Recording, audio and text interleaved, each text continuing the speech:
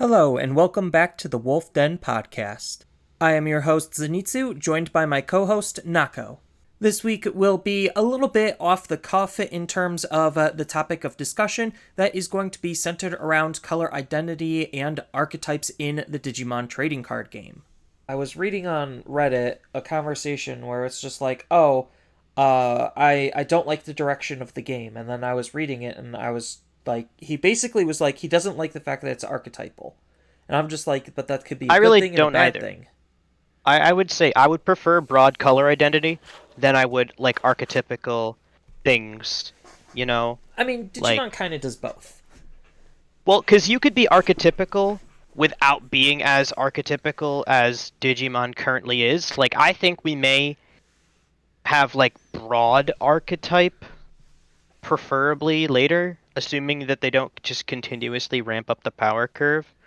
Because, um, if they do, then we're just going to have to deal with um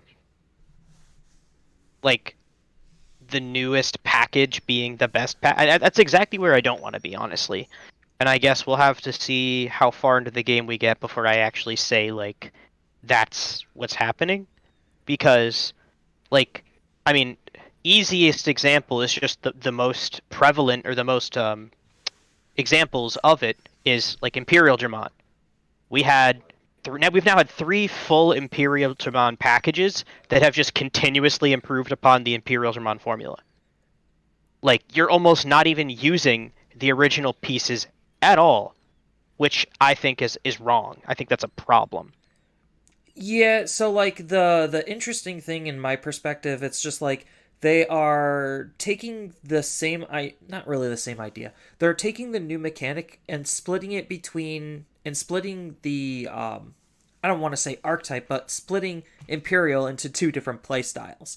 So like you have the one that matters with different colors and Jagresses, which the EX one is a good bridge for, and then you have the classic one, which is like jamming and just stereotypical multi-attacking and lining that combo play up, which also the EX Imperial lines into also. I Um, think the difference being that, like, so it is archetypical. Like, it's not like you care about specifically the Imperial Dramon pieces and basically nothing else. Like, you can't just play a blue green deck, right? Like, that's not a thing. It's the blue green Imperial Dramon deck. well, I mean, you can. It just But it's depends if. worse.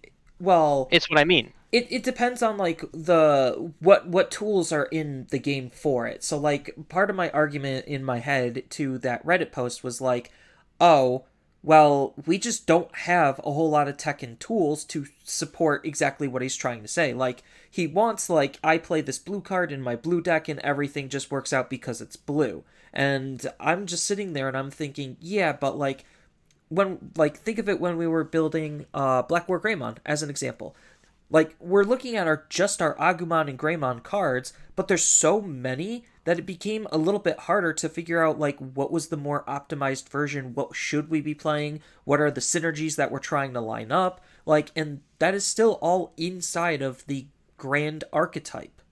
Um and like But Jessmon's also kind of that same way where it's just like, yeah, he wants to play with just the Jessmon cards, but as we get more expansions, so does his options. the only thing I guess I have against that is that we're just replacing Jesmont. Like, it's almost a duality of situations here, because we have the problem of an eternal format, and the problem of, like, how do you handle a color based card game with colorless memory, which is a two-factor thing. Because like I said, like, it's I can't really imagine a world where they add I mean, they couldn't do colored memory, obviously, but how do they make color, How do they make color matter? No, I get it. you know? Yeah, because like that's kind of why I was like so fearful of two colors is because it's just like, we already have this very loose interpretation of what a color is to begin with, and the fact that two colors can very easily destroy what little semblance we had of that. Uh, it actually scared the ever living bejesus out of me. Um, Because like I enjoy color.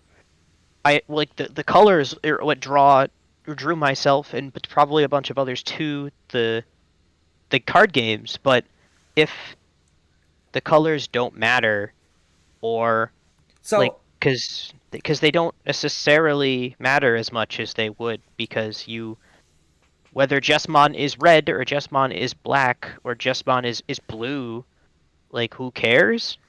so the big thing in my perspective is like the archetypes themselves are basically a color. Like that's how I'm interpreting it because it's But like they're not. That's the, the problem. Is they want to be, but they aren't. yeah, I know. Like that's the catch 22. It's just like that's the direction that I feel like they're leaning into, but like obviously the mechanics and everything in place kind of also say no, that's not how this So exactly works. Cuz look at Diabormon, like his cards have very little only care interaction. about Diaboromon. Yeah, They they don't give a have shit about black. yeah, And and he actually is mostly technically white anyway. yeah, I know, which makes things even awkward. But they did that because if he was black, he'd have way too much synergy with other black cards, but other black decks wouldn't be able to use him because of just how he Hmm. worked. So I get it, but yeah, like that kind of just shows that the game just does want to be more archetypal, and we saw that kind of effect negatively impact black as a color for a very long time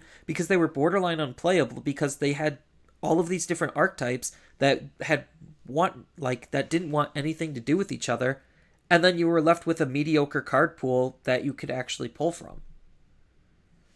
Yeah. Cause so as like a thought experiment today, I was just looking at cards and looking at um what I wanted to potentially build, and I wanted to go a little like deep into it and just pick something that I had no idea how to build and just like theory craft something from scratch, because we really don't really get that opportunity in North Tyrannomon. America. Tyrannomon. There you go. I probably could find that list easier than I just looked at like how many actual blue yellow cards are there in BT8, and I like Oh, there's a made solid chunk of them. a blue yellow deck, and there's enough fours so that all the fours are dual colored except for one, which means 8 out of your 11 fours are both blue and yellow. All 8 of your fives can be blue yellow due to the 2 copies of Shakuman that are both blue and yellow technically. Um, No, you play it, Chimeramon. you can, but defeating the purpose a little bit. I And mean, yeah, he is. That card is so so stupid. He's a cheat the card for a deck lot of deck building. the deck does blue yellow things. It's the basically this deck is almost what I kind of wish the greater card game cared about, because it's 2 archetypes technically, which is fine because, and I guess like drawing comparisons here, like the idea of having archetypes isn't wrong, right? There's a lot of card games that care about archetypes, and specifically color-based card games being Magic. You have archetypes built within um Within colors. colors that you then use. So you can build like a green red deck, and that green red deck could be maybe all of your red is dinosaurs and all of your green is elves. And that can be a deck. That's a thing. And you can just make that a deck, and as even if they don't necessarily have synergies with each other, they could have complementing synergies. I mean, just spitballing mechanics here. Maybe you have like your green is like your ramp, your um, tempo, and then your red is your aggression. You have, uh, trample on dinosaurs, and maybe you can tap an elf, and it makes a creature bigger, making your dinosaur bigger that has trample, and but stuff like that. And you're just combining 2 archetypes that don't necessarily care about each other. You know, you don't need a card that in Digimon would read like all of your Greymons get plus one. Like, no, it's just creatures or red creatures or blue creatures. It's way more general than that. And even when they do archetypes, they aren't necessarily the whole focus. They sometimes like you could have zombie decks, but that's such a broad archetype. You know, I guess in a character-based card game, you want to feature characters.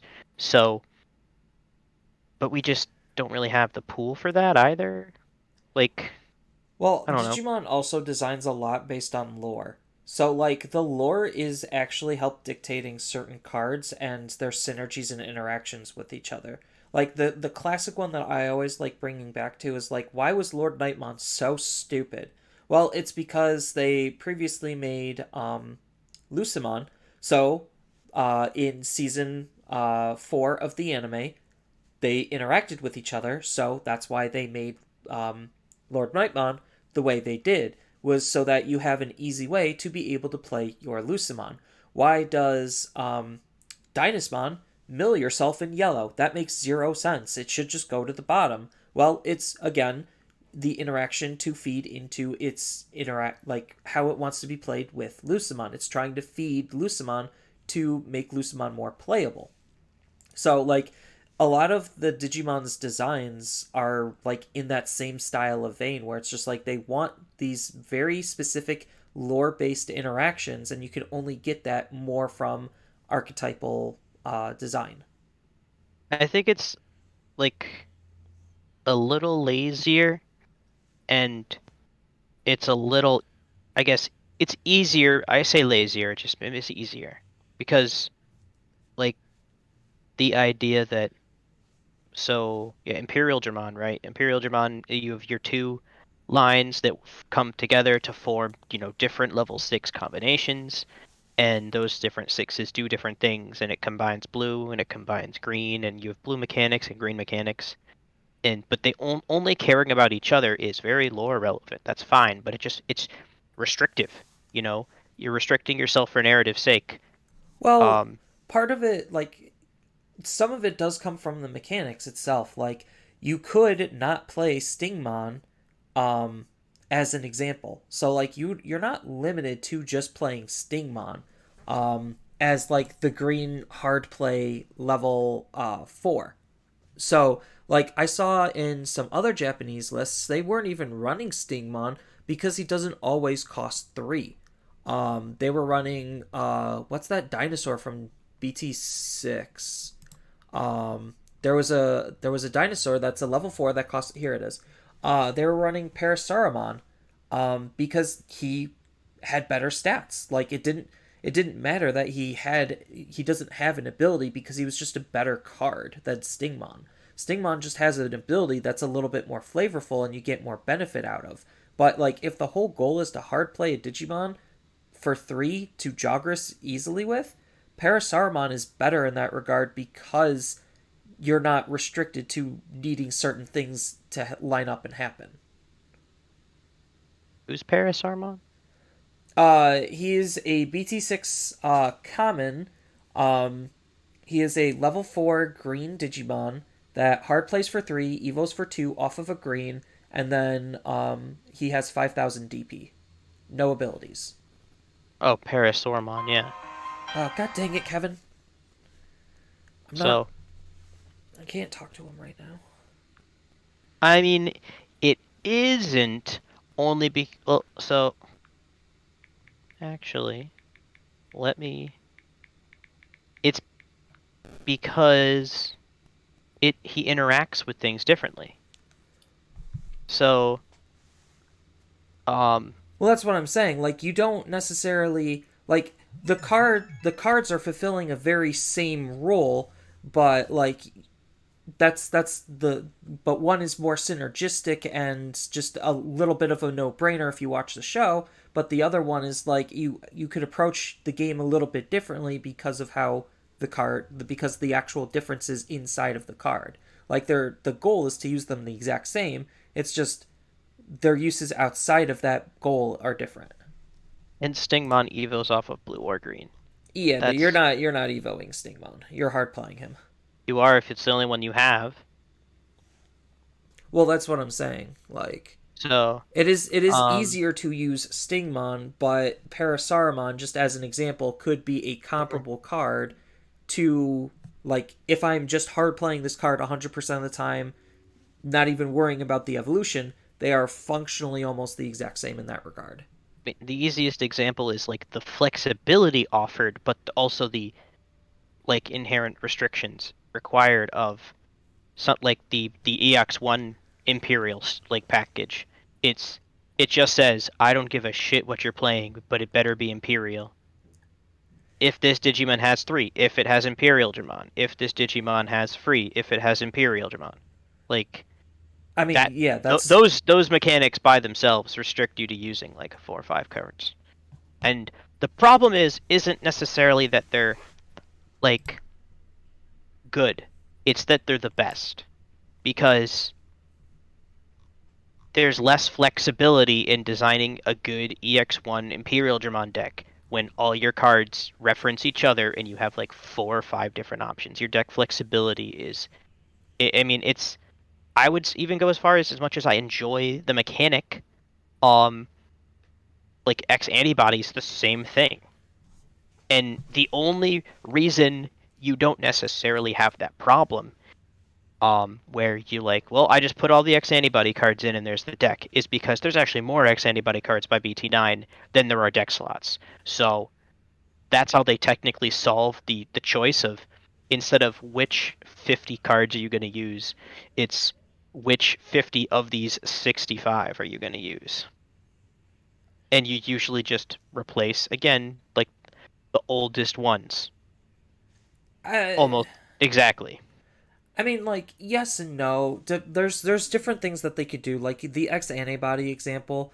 Um, I've seen people do some crazy. Like I've seen some Japanese lists do some like really interesting things where take the Metal Gurumon X antibody.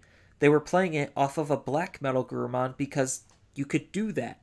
That's Mm-hmm. something creative and interesting. That like they probably didn't necessarily 110% think about. Like, obviously it's a thought, but like, who's going to play this one of blue card in a black deck just because it can? Like, some people do that, and that's when interesting stuff happens. Like, that's the freedom, not necessarily freedom, that's the creativity that certain mechanics allow you to do. Like, I could have used, like, purple Gabumons and run a purple low end and then just transition into a blue high end because of all of the Gabumon X antibody cards because I'm just digivolving on top of the same names. Like, yeah, it's not exactly going to work that way, but like that is something that they're trying to play with is giving you more availability to play with your cards. And that's kind of like what we were talking about earlier with like, oh, why are hybrids so good is because there's just so many different ways that you could play this one card. You have more options, and those options give you more opportunities to not only just build creatively, but use it creatively. So I think the easiest example is because it's hard when you look entirely within the scope of Digimon. And I just flipped over to MTG Goldfish, and I'm looking at the current best meta deck in Magic the Gathering Standard. I haven't played Magic the Gathering Standard in a long time, but this event was a GG tour actually. Oh, that's Won in funny. third place. So yeah, GG tour does both obviously. This is a mono white aggro. So this is the um this deck tops out at 3-ish. Its most expensive card being 4 mana. It is incredibly cheap. So um I guess the comparison would be basically a deck that runs maybe 1 or 2 level 5s and almost exclusively level like 3s and 4s, a la uh, Rookie Rush or Blue Hybrid, ignoring like the few 5s and 6s they run. Usually they rely on their 4s and 3s and their tamers, and then your Armor Rush, which is almost exclusively 3s and 4s as well. So aggro deck, right? Aggro deck. So Yes, low to the ground aggro. like 1/1 that says when I attack with this card, put a +1/+1 on another creature. Just creature. Doesn't even say a color there. Just creature. Another creature that is used in this deck is a 2/1 that says pay 2 mana to create a 1/1 creature token attacking. Okay, so it's a 2/1 that when attacks creates a 1/1. Um, a 3/1 for 2 mana that has lifelink, so it heals you if it does damage, and creatures you control get +1/+1 for each counter on this creature. Okay, so you're encouraged to make the lifelink creature bigger because it has lifelink, and you're encouraged to put +1/+1 counters on it because all other creatures get bigger.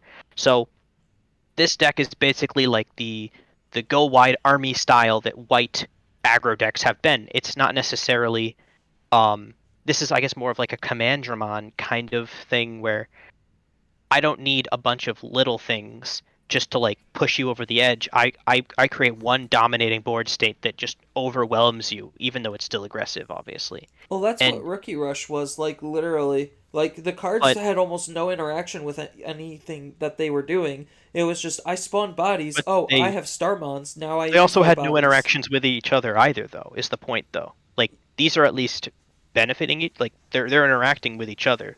They're making each other stronger, they're helping each other attack, etc., etc., depending upon.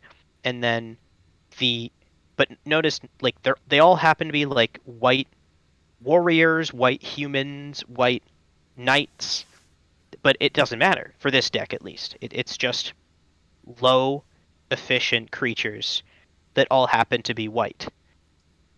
You have some creatures that are also somewhat removal.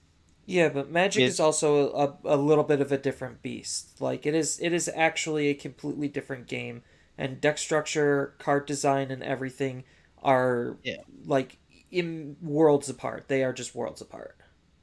So, but I guess that's the flexibility is where as there are certain cards that are definitely used because of their efficiency, because of their um like their abilities, you know, like the equivalent of in your Ricky Rush or in your Lord Nightmon, uh the difference between hard playing a Pulsemon for 2 or 3 is much different than hard playing a Starmons for 3 or hard playing uh what else are you trying to hard play? Kodamon technically, I guess. Lotmon. Like Lopmon.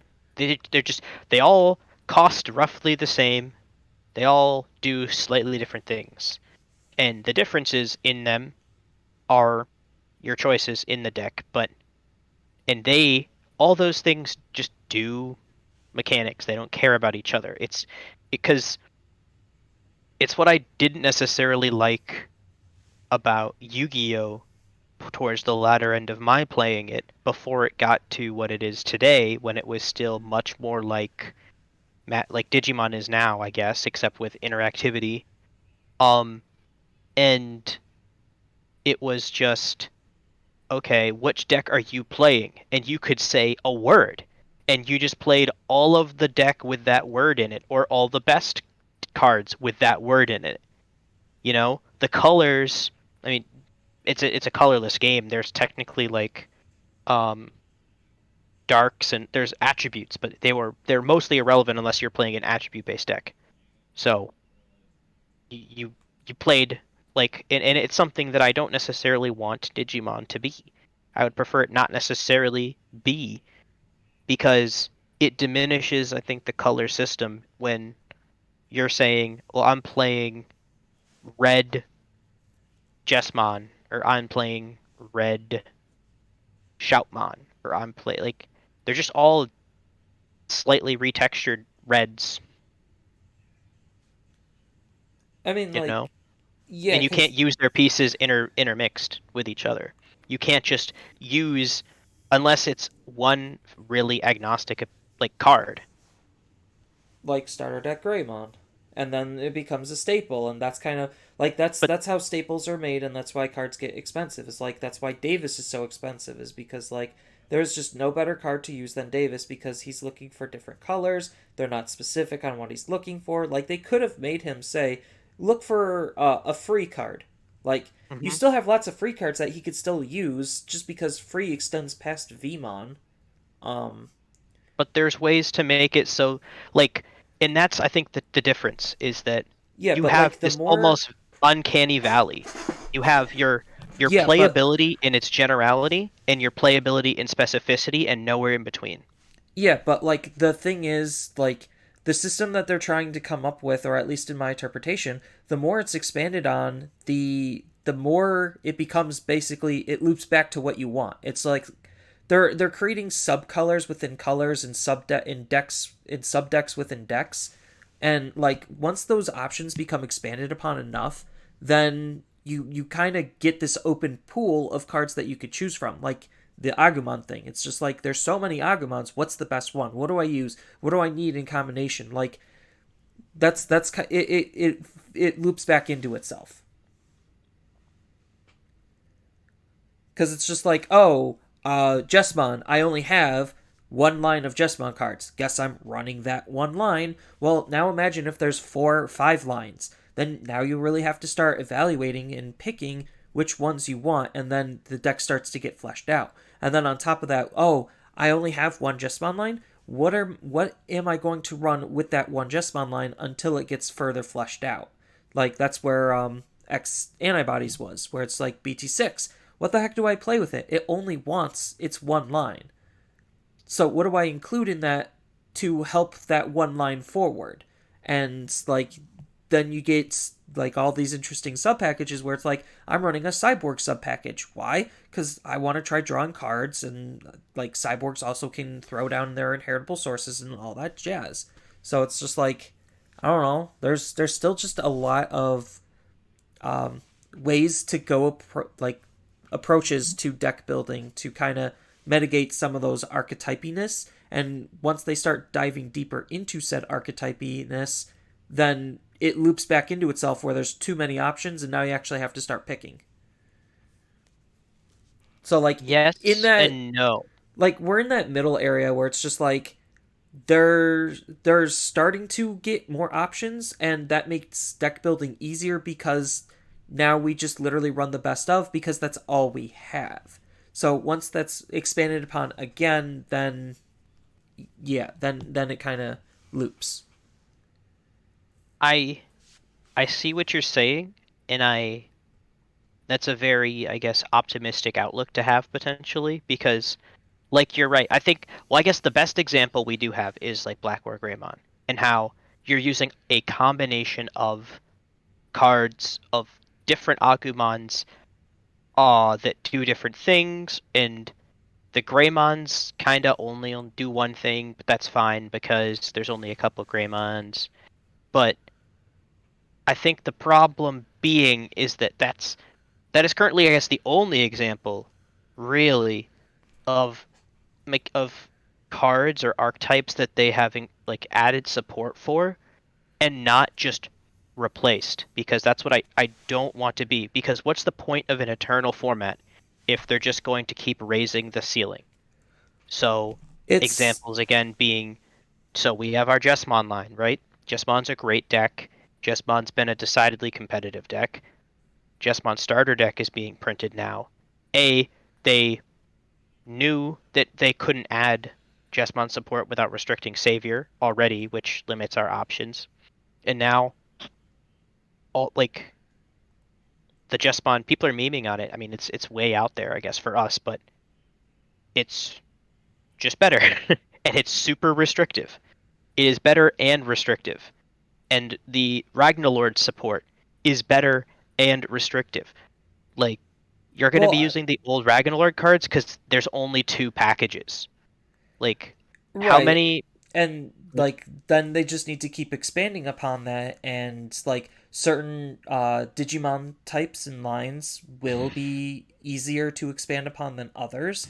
Um and it just depends on some of the other support that they give. I just I think we're going to end up more on the Imperial line track than we are the Black War Greymon track. And also, we only have one line really of Black War Greymon support. Like a lot of the other support is kind of off lower rarity. Like we just shoehorned in Omnimon support to also be Greymon support. Um, Well, when it like wasn't necessarily the face of the deck previously. well, even with the Imperial, like I could still play BT3 Imperial if I really wanted to. Like But it's worse. But that's the point though. it's Is not I don't necessarily worse. So like think of it is this it way. though? No, because it could like depending on how you build your deck, I actually think that card could be insanely good because you could form a position where it's just like okay, I use the EX what's its face XVmon that has jamming. Hmm.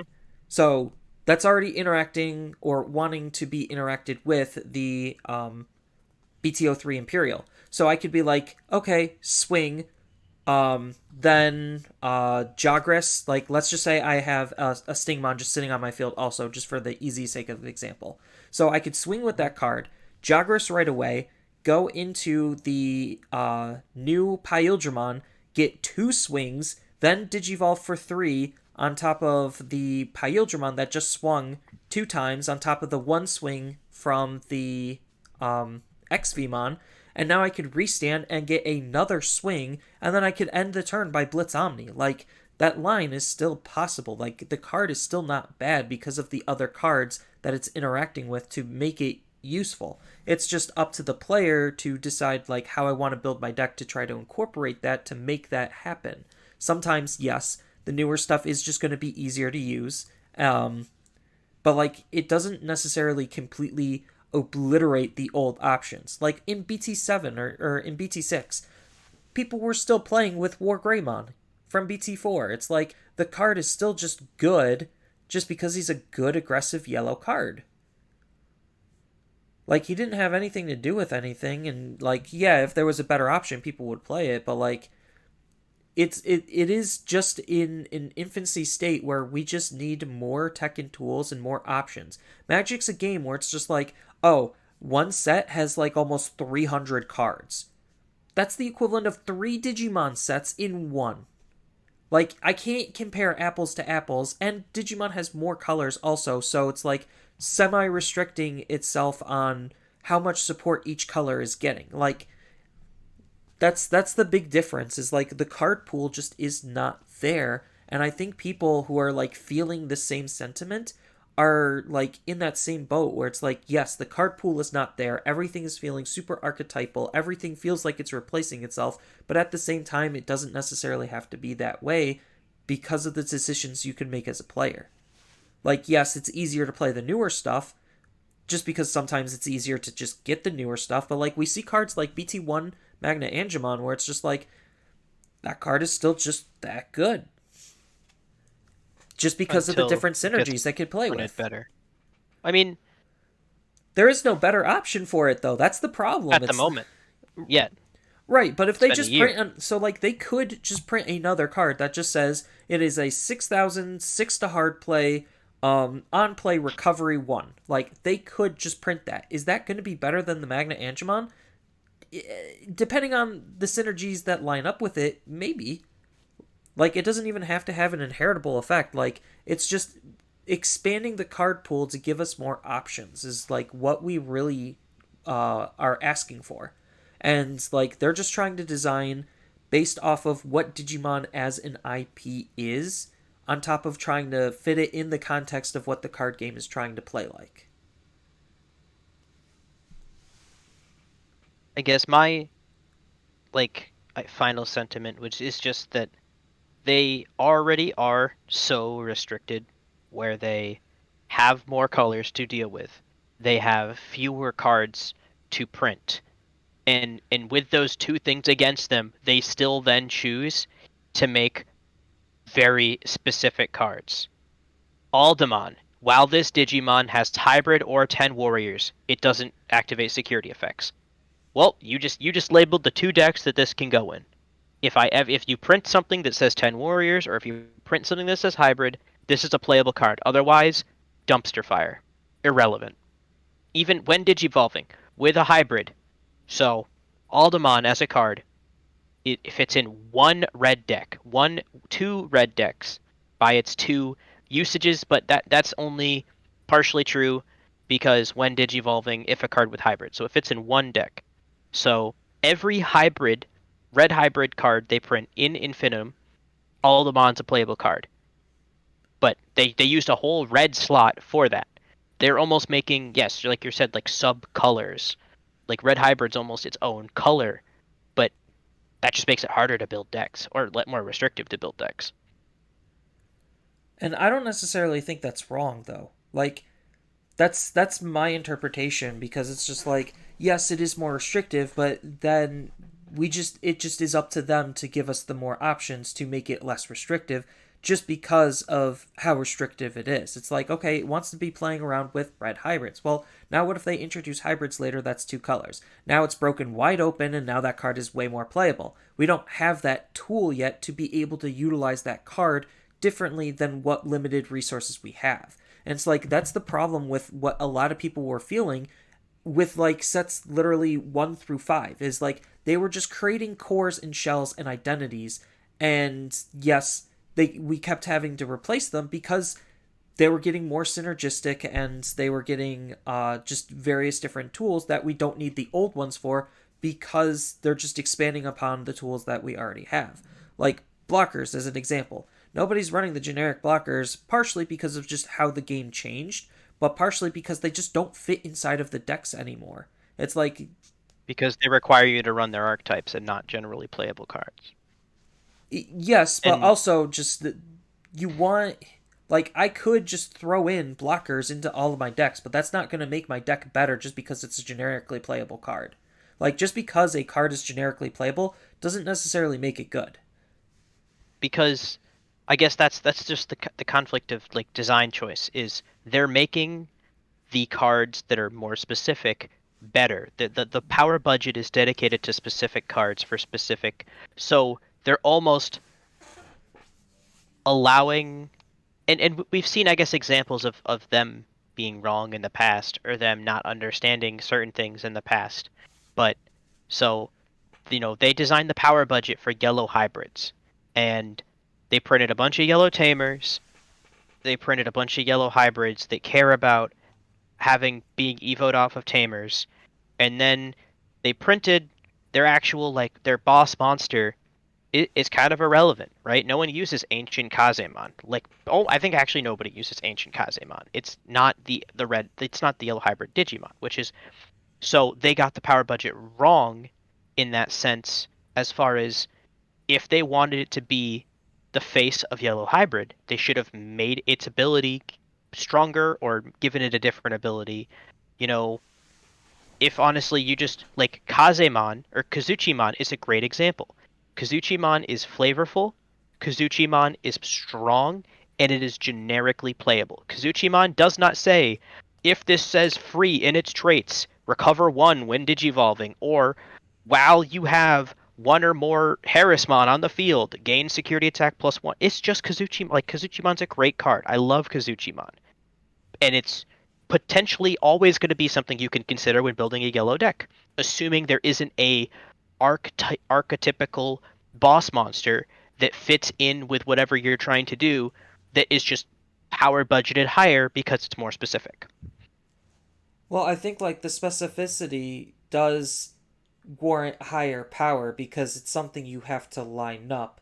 But like if you're playing everything within that, then like yeah, that is the point. But again, it I hate to keep cycling back to it all feeds into itself. We just need more options. We just need more cards to flesh out all of these things and then the problem fixes itself because there's more cards to be playing around with. Like look at blue hybrids as an example. It's just like, "Oh, I could be playing like they just have more hybrids compared to every other color." Like yes, they're playing their best ones, but if they had a slightly even larger pool, now you have to actually think about how you want to be building blue hybrids. Like, and it just makes it so that you could actually play blue hybrids differently because of all of the different tech and tools that it has. You could play blue hybrids with the ancient package. You could play blue hybrids without the ancient. You could play Tommy. You could play Koji. Like, more cards just give more options within what it's trying to do, and that fixes itself. You could even splash blue hybrids in other decks too, and it just works because of how blue hybrids work, where it's just like, oh, digivolve on top of a tamer?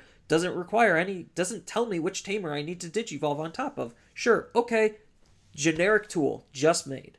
Like, Mm-hmm. we just need more options, and we need more sets to flesh out those options. Like, yes, I'm not super happy with the army based synergies that we've already started to see in BT10, but like at the same time, it's just like, oh, I could use these Shoutmon cards with the old Shoutmon cards because Shoutmon's caring about Shoutmon. Now I have more Shoutmon tools for my Shoutmon deck. Like, there's two sides of the same coin where it's just like, if they make cross synergies happen, then the game starts opening up more design space for those cards to be used in more interesting ways. I could use this Shoutmon as an example in my Shoutmon deck to give my Shoutmon Rush from BT10. Or I could use the Shoutmon in the Cross Hearts Army deck, and now he has a different purpose. Like, that's what they're heading towards, and that's what they're attempting to do, and we just need to give them more time to make more cards for them to let us be able to do that. Yeah. So I agree with all of that, I guess. Like it just all comes with a giant caveat slash asterisk of because we haven't like they produce very specific cards for very specific types of decks.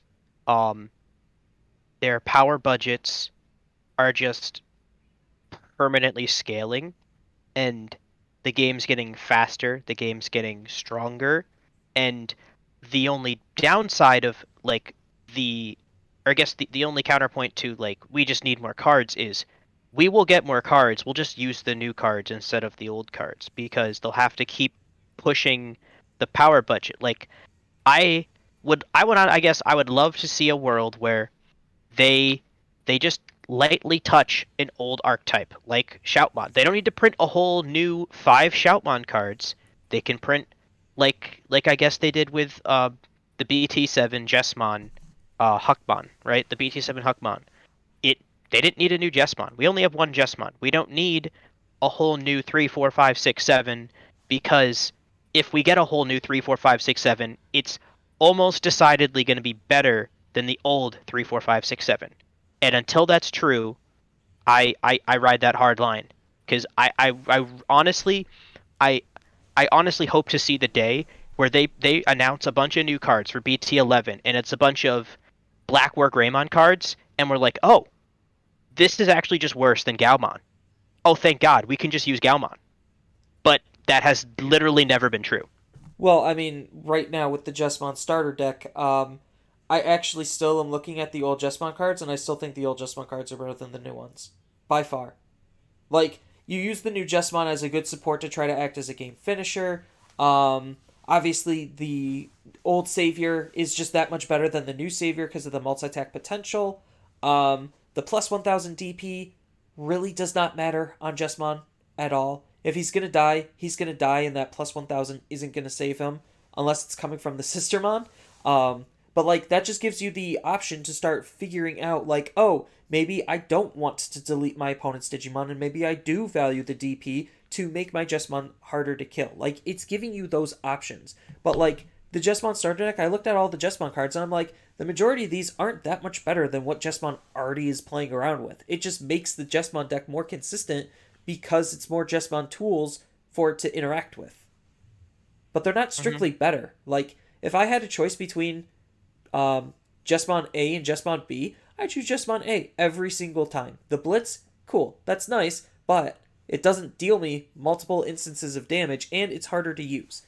So it's like, cool, thanks, but no thanks. I'll stick to my 4 of the main Jesmon, and you'll probably see that when Japan starts playing around with the new Jesmon stuff, you'll probably still see the old Jesmon being used over the new starter deck one. And you can make the argument, sure, it's a starter deck, but like, we get stuff like Mastimon where that card's like disgustingly insanely strong. I wouldn't necessarily, because like you said, like we usually do use newer things, though not always, just the new Jesmon. But the only, again, caveat here is Jesmon already isn't running a complete package. So more is always better. It's the BT7 to BT8 X antibody problem. They were only running half Jesmon support before. You've just doubled the available I would say if they made like an X antibody starter deck and then try to fit that into the previous X antibody decks without making them strictly better. Or well, we did see that with BT9. Like, everyone is still using the BT8 cards, and the BT9 X antibody stuff, like, Cool. They just made an Alphamon more accessible. That also could de-digivolve. Like, I don't necessarily think that Alphamon. Granted, that Alphamon's also low rarity, but I don't think he's that much better than the Alphamon we're currently using. And like, same thing with the mid levels, like Grademon. Like, he's not that. He's yes, he's interacting with Alphamon more specifically, but he's also interacting with X antibodies in that style of deck, and like they're not I don't using think him Great Mutt. because he's not that great. Well, He's okay. He's not like awful. Um, okay. So but eh, like that's an example where it's most of them are there. still That is using. there. Yes, That's relevant. like they are So still they're using using the the BT older six cards. five, and they're Oh, using the BT 8 5s, 6 and 7. No, I'm sorry, 7 and 8. yeah, they're still using the 7 and 8 cards over the 9 cards. And the 9 cards could easily fit into that deck if you're like more honed and focused around Alphamon, which a lot of them are because Oryuken and Oryuken mode is like, ah. Mm-hmm. But still, like, I'm not choosing to play uh, Grademon over over the BT 8 and Six. BT 7 Yeah. level 5s. Mm-hmm. Like, I love BT9 because of that. Like, BT9 is the epiphany of what I think is a really good set, where it's just like, it is doing literally, but not like updating older deck types. Like, that's Mm-hmm. all it's doing is just, hey, here's a card for Gallantmon. Here's a card for Shoutmon. Shoutmon. Here's a Yeah. card for Garurumon.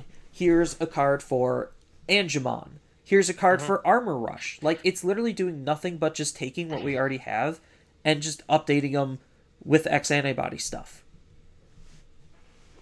And so I guess we haven't even really started yet. Um, the only other thing is like I don't also want to be super stereotypical Japanese card game, and by that I mean like mostly Yu-Gi-Oh again with mechanic bloat. We don't need a new mechanic every set, and we've gotten one in what 7, not necessarily 7, but you could really be argued 7. Like hybrids were a thing technically, but not really. They were introduced, 7, they weren't 8, really supported. EX2, and every set has added a whole new mechanic. What did EX2 add? Oh, D Reapers, I guess D Reapers, if you're counting that. unleveled Digimon. Yeah, unleveled Digimon. So, yeah, unleveled Digimon and interactions thus far.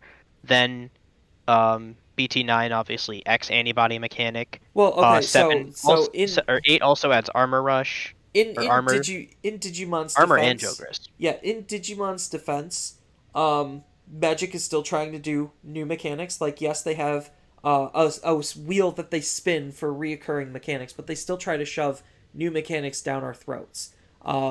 It's been 25, I think, years, not one. I mean, So, yes, but that just shows like they keep trying to shove new things down our throats with every set and everything like every year. So like that's not hmm necessarily specifically a Digimon problem. They cuz like yes, they don't need to do it as often as they do, but like look at BT9. Like granted it did introduce the X antibody thing, but like now that they have it, they could further expand upon it later and they don't need to like reinvent it in a sense. hmm I know Dragon Ball kind of has done that a little bit, where it's just like they reintroduce like once like this goes to show like the youngness of the game, where it's like once they flesh out a lot of these core and base like mechanics, then they start going a little bit deeper, and then they could do some crazier things. Then they could go back to some of those other things and start updating them. Like they just need the foundations made so that way they could start building on top of the foundations. We just want foundations and the full package all at the same time when that's just not feasible. I mean, hmm it is. It would just dedicate an entire set to that one thing, and then like now you're making everyone else who didn't want that one thing unhappy. So they need to lay down the foundations before starting to build upon it, and they're still laying down foundations while still also building up. So like I don't know if you bothered to look at like Digimon set design. It seems like they design sets in pairs. So Yeah, they'll make I would one, agree with that. yeah, they make one wave of initial support, and then in the following set, they sprinkle in a couple of cards to help support that deck and keep it relevant. And then they keep doing this rinse and repeat for a lot of decks. So, did Jesmon really need the new Sistermon stuff and a new Huckmon in BT7? No. Why'd they do it? Because they had that foundation that they needed to start building upon. They wanted to keep him a little bit more relevant. Why? Because they probably knew at that point, oh, hey, Jesmon is going to have a starter deck. Jesmon is going to get a Jesmon X. Jesmon's going to get more stuff to flesh out what he can do. So he's not so one note, one directional. Mm-hmm. Like, and that's the big like thing I keep harping, not really harping on, but like the thing everyone seems to miss is like the game's only been out a year. We barely have 10 sets. Technically we have 12, but uh extra sets aside, like we just hit in the English game over 1,000 cards. 1,000. Mm-hmm. Like there's still a lot of work to get the game to be in a state that everyone just wants it to already be in. Like, yes, they could up the number of cards per set, and they could magicify this where they could have 300 cards per set and release 4 sets a year. I wouldn't like hate it if they did that, but like at the same time, they don't like they just need more time to have more cards. Like that's what it really needs. And people aren't willing to wait for that, it seems like. They just want everything snap, boom, dumb. Let's move on. I don't know. Like, because the game just seems to be moving faster, and it moves faster with each set. So, like, trying to understand each. Like, you could even just use the starter decks as litmus tests. You know, starter deck 1, 2, 3, 4, 5, 6, right? Introduction to color mechanics. You know, they have, like, a defined raw theme, but that's about it. They were kind of, like, in some ways, kind of bland, but and especially in the like the first 3 starter decks, just really bad, like so bad.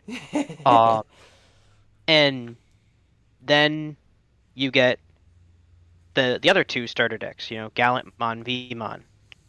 You have no no new mechanics necessarily. I mean, you have your Warp Digivolve. That's technically a new mechanic, but it's not. You know, there's no special card text. There's no like, I need to know how this interacts with certain things. It's just just has an effect, right? It's just an effect. It's not like a keyword or anything. And but then you have the Geogress decks. Okay, well that's a new mechanic. And then we have, I guess, I don't think there's a new mechanic in this next set Not yet. really. Not really. I think Like they're like just dual colored. yeah, They're dual colored they're starter just decks. dual That's about colored. it. That is the new mechanic, is that they're 2 colored decks.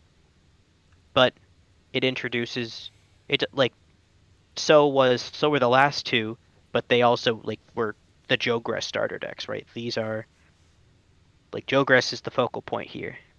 The Yeah. goal of these decks is to Jogress. Yeah, but like going to the Ragnarlordmon starter deck as an example, it's just like the first thing that I saw that immediately caught my eye wasn't necessarily the Ragnarlord stuff. Like, yes, that was the forefront, but like I was looking at that Nightmon, and then as I was making my Dark Nightmon deck for black, I was just like, wow, this Nightmon would actually be a pretty useful card because it has Night in its name, and now that's something that helps flesh out what we already had. Like, we just need more tools. That's all we Hmm. need. And people just are not like pace the game aside because like I think the problem is like the highs are so high but the lows are so low because of how bad control decks are in this game. Not like bad as in like god these decks are unplayable, like bad as in how toxically slow that they can drag the game down.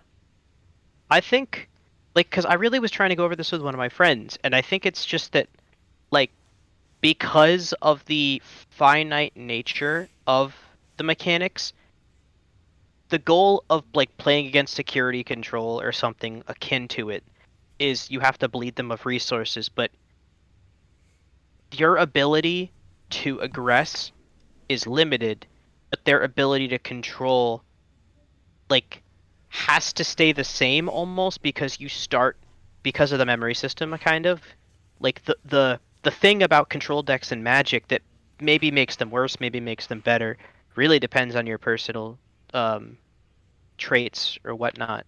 But like because like the idea of like going to time in a round was it never a problem for me. And I have played control decks in Magic because usually you hit that point turn 6 or turn 7 with your control deck and your opponent quits. They just quit the game because they cannot win. And like the most extreme examples of control cards or control decks in Magic, they don't play like creatures. They don't play, or if they do, it's creatures that return counter spells. They basically just run lands and counter spells and things that like efficiently let you filter your lands or your counter spells. And then like in the most egregious examples of control decks, their only way to physically harm you in any way is they can turn a land into a 1/1, like a man land. And then technically that is their output. If you refuse to quit, every turn I will counter every spell you have and then deal 1 damage. And then next turn I will counter every spell you have and deal 1 and 20 turns later I'll win the game. But it never goes that far. You just okay, we've hit turn 5. I'm playing aggro, you're playing control, I quit. You know? You kind of get to that point with like Rookie Rush. I've seen where Oh like yeah, Rookie Rush is a good example of that, where it's just like after a certain point, you just know you're done, I mean, or at least you we should know kind of you're done. experienced it with Armor Rush. Like, if I ever established a Black War Greymon and then it had blocker, or like I could remove some of your pieces, the game was just got over. Like, if I stabilized, the game is over. As the pseudo control deck in that regard. Right, and like, and the fact that it exists is fine. It's just the thing with Digimon is like the thing a lot of people are also seeming to forget. I mean, Yu-Gi-Oh players probably don't even know it exists half the time. Is like Japanese card game design is different than American card game design, and just English Hmm. card game design in general. So like they want games to be done in 15 minutes or less. They want fast experiences because that's what Japan has time for.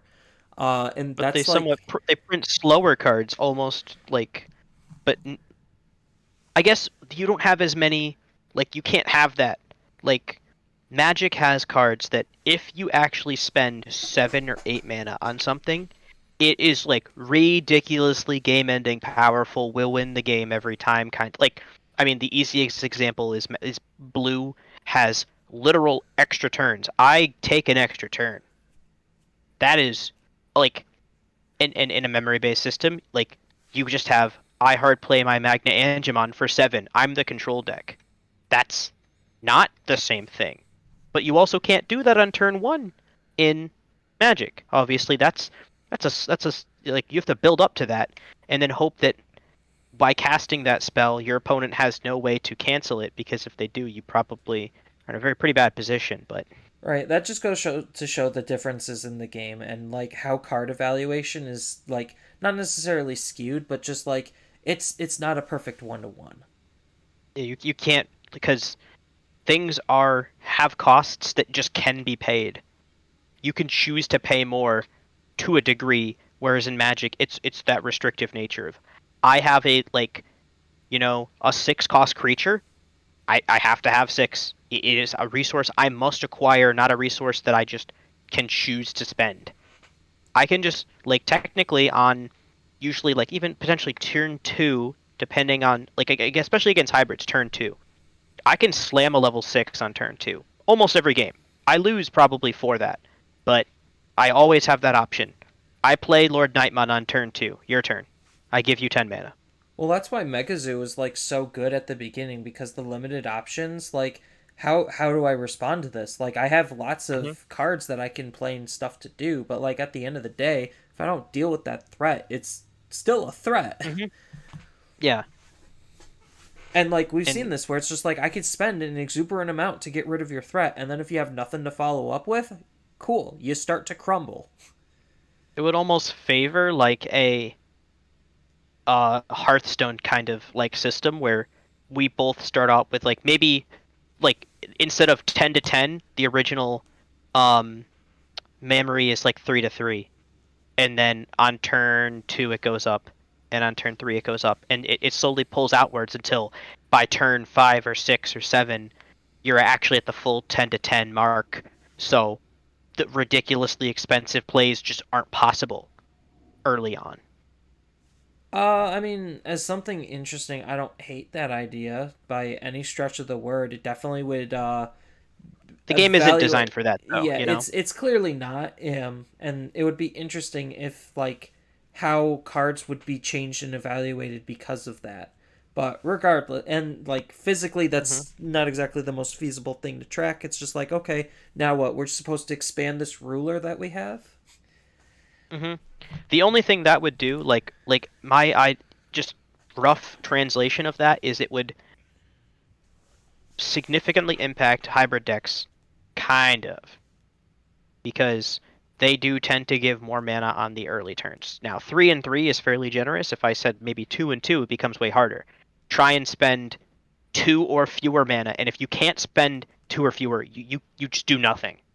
You know, on turn 1 as a blue hybrid player, um, you either you go 3-4 pass. That's basically the only option if you can. Um, Assuming that your level 4 evos for 2 off of your level 3, because Yeah, there's no it's. hybrid basically that, or no tamer costs 2, so you basically couldn't slam a tamer on turn 1. I mean, but like, I don't think that that's particularly a problem. Just having full access to the full resource system because like I don't know, Hmm. it just makes the game more interesting rather than just artificially trying to slow it down. Yeah, Because then if you because artificially then. slow it down, then people will start to evaluate things differently, and then it'll speed back up again because they'll optimize and make the more efficient lines of play as consistently as they possibly can. Mm. It's just like, okay, now I'm going to value these 2-drop cards for those earlier turns to actually start setting up the same thing I was doing. Are they going to be as efficient? No, but like I'm still doing the same actions. You're just forcing me based on the rules to make these more efficient lines of play.